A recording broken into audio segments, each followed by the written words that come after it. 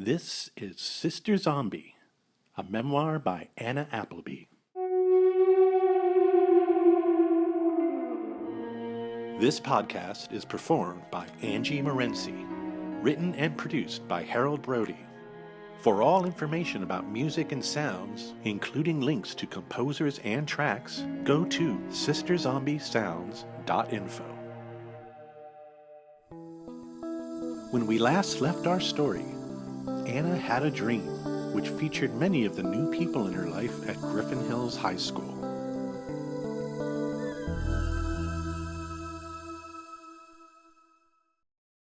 Chapter 4. Morning at the Appleby's. I could hear them through my shut bedroom door, out in the hallway. Good morning! You betcha! It didn't matter who said what. How anyone could be so goddamn cheerful in the morning is beyond me. I don't give a fuck if it's Friday. I knew the knock was coming. Every morning, that dreaded knock, like a gunshot splitting the fine air of a breathless day in some faraway marshland where I wanted to be. Boom, boom, boom. Anna! For God's sakes, Doris, do you honestly think I don't know it's a school day? Do you honestly think I need you to remind me? She probably just needed to justify her existence, to give herself something to do, to make herself useful, to feel necessary. It was sad, really. My response was always the same. A grunt loud enough to acknowledge her, and grumpy enough to make my feelings known. So there it was, our morning ritual through my closed bedroom door. Now piss off, Doris. I was busy as usual with my book, something to lose myself in before the unbearable reality of the day, something to ease my transition from that wonderful dream to the horrible boredom that was my life. That day's book, Possession, A History of Voodoo. A little exposition here, if I may. Ever since I can remember, I have always undertaken the literary pursuits, rejecting popular media, technology, and communications for the delights of the written word on the page, which to me never seemed prosaic, unlike the obsessions of others my own age. And by books, I meant actual books. None of this electronic laser beam crap of glowing tablets, phones, and screens. That light is a cancer, I'm sure, whilst books gave me connection to all the wondrous eyes before me, centuries of minds engaging words on pages, centuries of imaginations unfettered. Not faces beholden to the screen's glow, dying in some unseen radiation searing their brains. No, I'm talking actual engagement, a relationship that you can hold in your hands, and an equitable exchange. Ideas spawning ideas, lives given to you and reinvented anew. This was reading, and it required organics, a history, and respect. Which is not to say I wasn't a critical reader. Not every page could speak to me, even if it had my respect. Upon reflection, it soon became clear to me that my books were filling holes in my life. Holes left by my lackings, things others had that I didn't, like a singular existence, as I have already discussed. In books, I could soar alone, momentarily forgetting the weight of my other self, imagining myself free and one, given life in a bubble of infinitely valuable solitude, just me and thoughts swirling, coalescing, seeping back through my skin. Soon it became clear what kind of books would transport me to this Eden. They needed to speak to my longing, They needed the potential of some promise of fulfillment, just the hint of possibility, so long as that hint was real. Now, of course, this is a subjective topic, for what's real to me rings false to others. But even the mere process sang out to me and called me special. I was one. The thoughts were my own. Here I am, me. When I read, I was discovering me. I leapt into this rapport. I could read fiction or nonfiction, for I loved histories as well as confessions. I regurgitated ancient authors and the new. I wasn't afraid to chuck aside something I found too arrogant, boastful, or preachy. There was too much else to read. Epistolary novels I was especially fond of. The idea of writing letters in a faraway time when it was all one could do to feel a part of the world? My God, there was blood in that writing. Blood and bodily fluid splattered down in words upon a page. It wasn't long before I too was writing, more or less letters to myself, a journal of sorts, I don't know. I tried to never be too conscious of it. It was mere exercise, and writing wasn't a goal of mine in those earlier days. It wasn't therapy, it wasn't anything I needed to do. It was just fun. Mimicking those before me, becoming part of some timeline stretching back toward the beginning of expression. I just wanted to be a part of that league. Just the action of writing something, anything, made it so. But I favored reading above all. Other kids went to the mall, I went to the library. Before long, books were taking the place of people for me, and were becoming my family and friends. I mean, there's nothing in people that you can't find in books, right? I would take this statement even further. I would say there's more in books. Think about it. Books represent an immense wealth of information, emotion, pathos, ethos, advice both good and bad, written by thousands upon thousands of authors over many thousands of years. How can the few people in my social and familial circle ever compare to that? The juxtaposition is just not flattering to them. On one side, endless volumes of thought through the ages, and on the other, greedy, drooling fleshbots, enslaved as we all are to money, lust, and power. Trapped inside these revolting caricatures of ourselves, with no ability to transcend, just the most awkward and pathetic creatures, slowly plodding toward death. Books don't have those problems. Books are reborn every time they are read. Books don't judge. Books never die.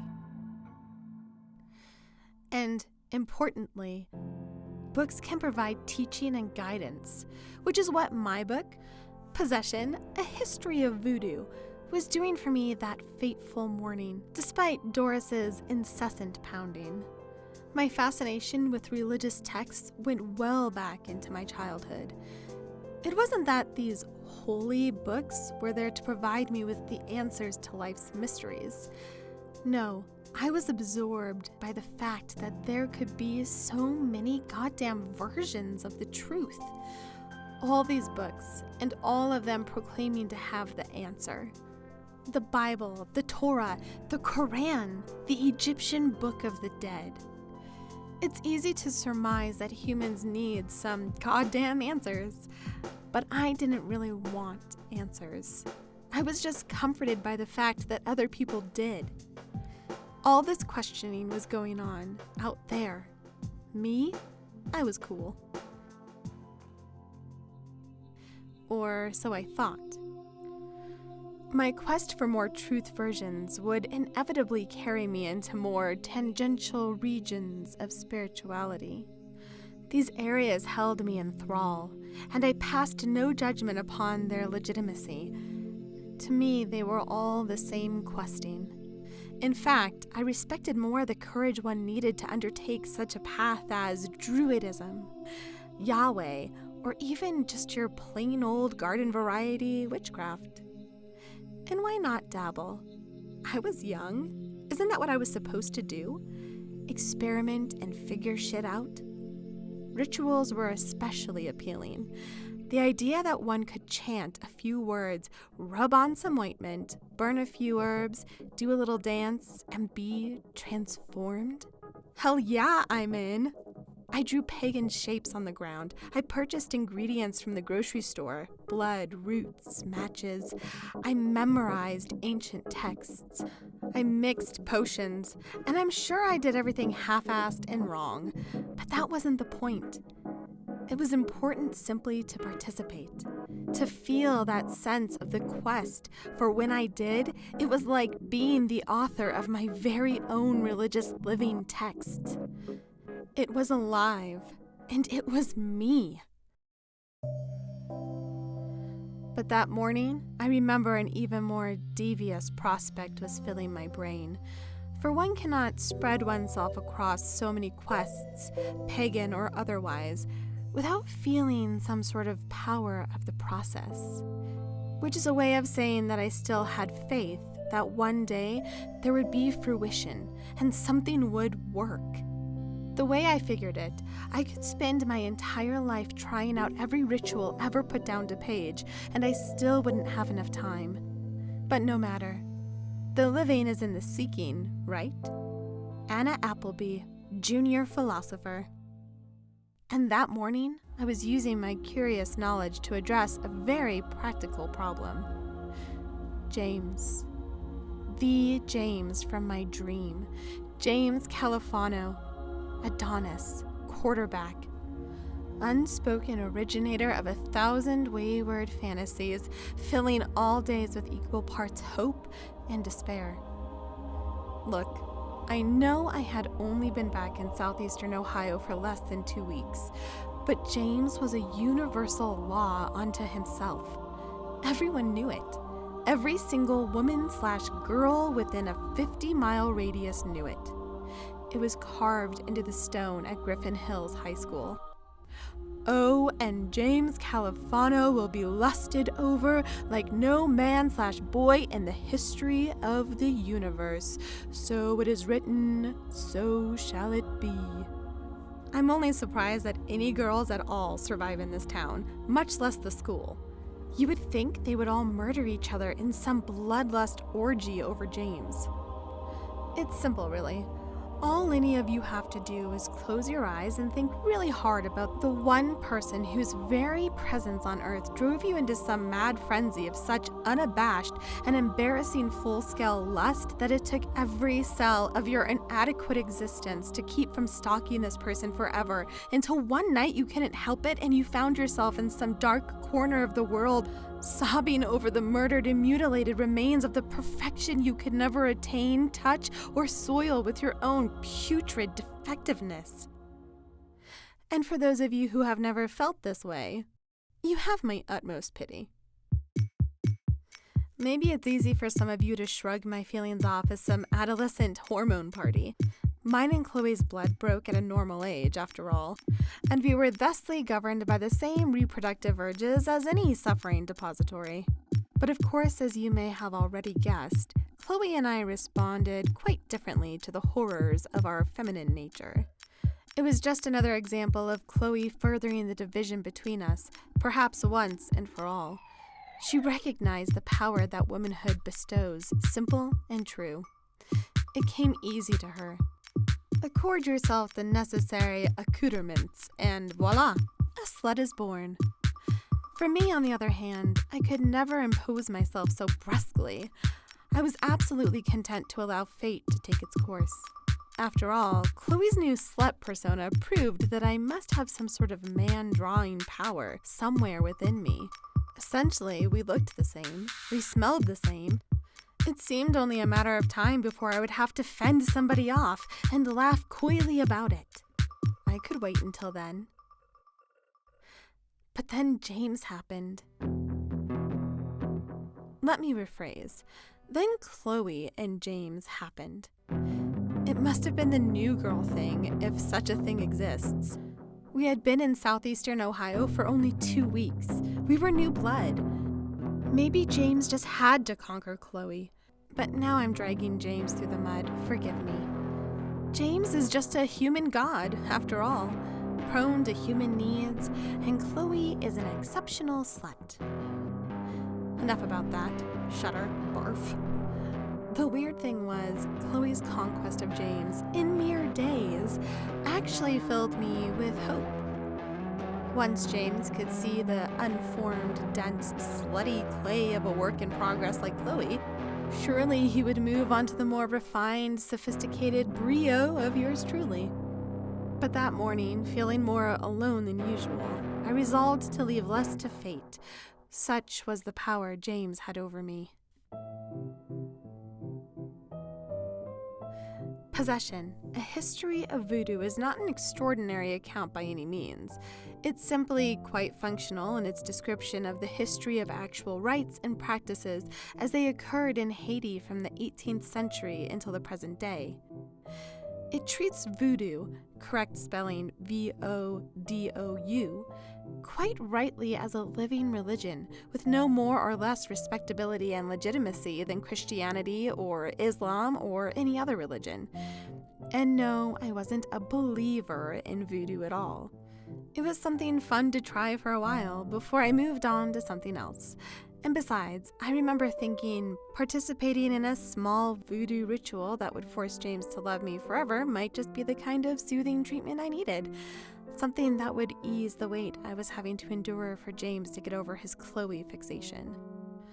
I wasn't immune to hope. I needed to feel less alone at times like anyone else.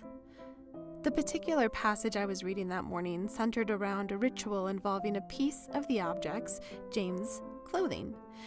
There was a quote in Haitian Creole.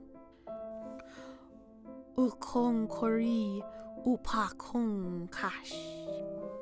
I translated it myself later as, "You run, but you cannot hide." How perfectly charming. But before I could relish any more of the page, morning wrecker Doris was at it again. Boom, boom, boom. Diana! Sweet fucking Jesus. All right then. By far the most annoying thing about the preschool morning routine is that since my room is right next door to Chloe's, I have to suffer through the inane pop music she blares through the walls. A jackhammer headache creator punctuated only by blasts of her shrill hairdryer. I can feel her cloying positivity through the plaster. And every morning, my mind force feeds me this image. Chloe staring ever so lustfully at her locket, inside which is a picture of James, glowing. She puts the pendant around her neck like a trophy to rub in my face, along with her sexually content, freshly showered joy. Me, I don't do daily showers. What's the point? That morning, I did what I usually did. I too had a photo of James, but it was shitty, all crumpled, something I ripped from the previous year's yearbook. I looked at it and tried to think nothing. This was my meditation. For some unknown reason, that morning I also looked at a picture of my father, something Richard sent me when we moved. How weird is that? But still, he is my dad. I missed him. He wrote on the back of the photo, "Anna, enjoy your new home. I'll visit soon. Don't be a fish out of water. Love, Dad."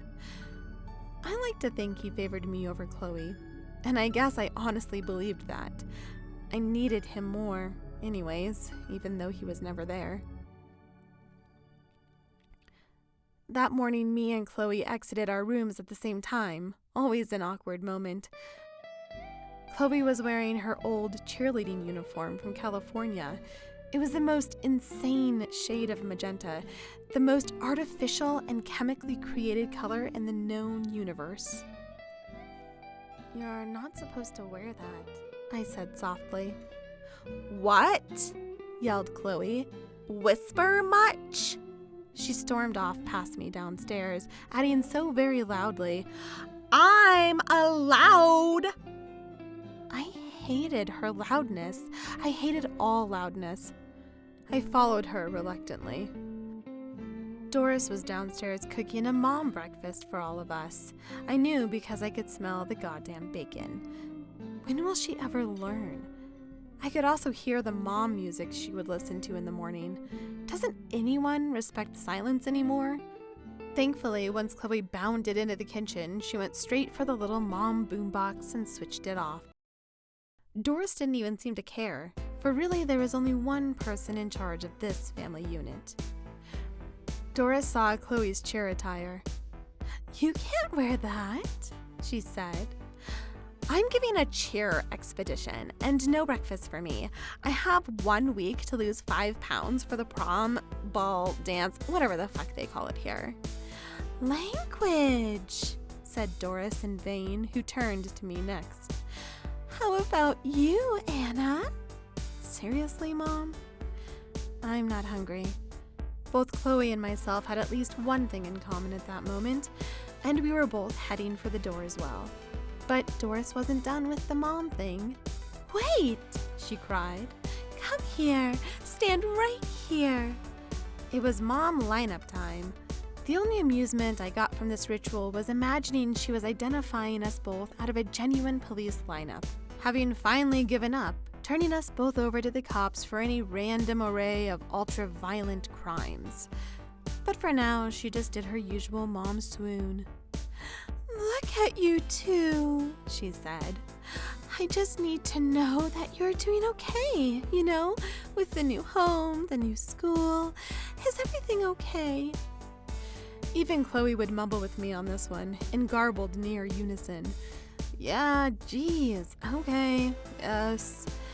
"And you're both making new friends, Anna?" "Always me." There was a horrible pregnant pause here, as I waited for Chloe to burst. It came. "She's scabbing on my friends, as usual." "I'm not," I whispered. "Are too, bitch!" Chloe yelled. "Hey," interceded Doris. "I want none of that. You two need to..." Suddenly, a car horn blared from just outside, and Chloe interrupted.